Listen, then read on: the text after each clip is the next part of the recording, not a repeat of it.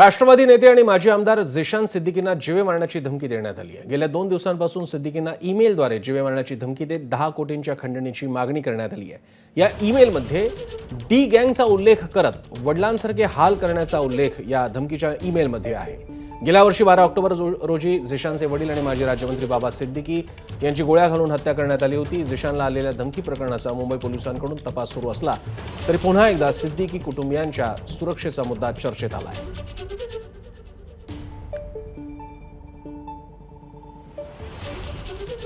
झिशान सिद्दीकी यांच्या ईमेलवरती धमकीचा ईमेल आला आहे। सध्या आपण झिशान सिद्दीकी यांच्या घराबाहेर आहोत आणि आपण दृश्य बघू शकतो। सध्या पोलीस हे मोठ्या प्रमाणावरती झिशान सिद्दीकी यांच्या घराच्या इकडे आले आहेत। ते सध्या चौकशी करत आहेत, नेमका हा ईमेल कोणी पाठवलाय, कशा संदर्भात पाठवलाय।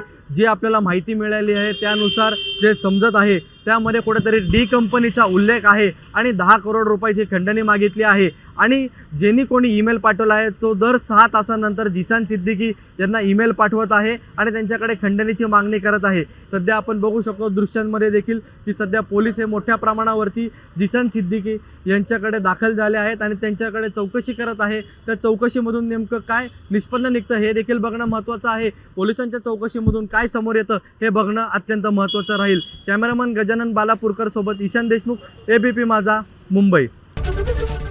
एबीपी माझा, उघडा डोळे बघा नीट।